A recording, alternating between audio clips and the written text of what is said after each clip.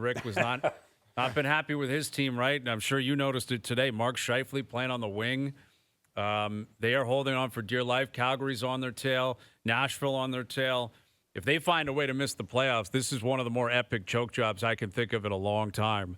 And I would have to believe, heads could possibly roll. Players, coaching, management, everything out in Winnipeg. How nervous do you think people are out there?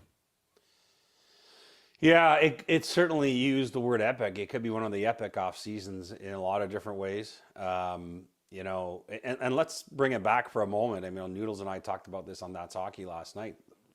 The reason they hired Rick Bowness, in a way, was to be this guy that came in with no filter and a guy that's not worried about his long-term coaching future. He'd be retired right now, right, if he didn't take this job, because this job was special to him. And I think they hired him because they knew that he would look into some of his players and say, I'm not putting up with this stuff. And whether or not that works, it did in the first half of the year. And now I don't know what to tell you the way this team has looked. Only 7 wins in their last 22 games.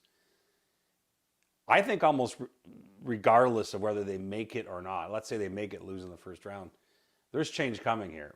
Mark Scheifele, who looks out of sorts, has a year left on his deal.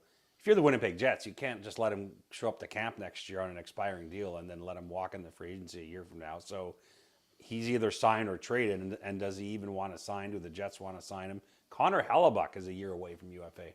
Oh, boy. What are you doing with him this summer? Okay? That he doesn't get talked about as much, but I don't know. He may want to sign long-term. I'm not saying he doesn't, but you have to have that conversation, right?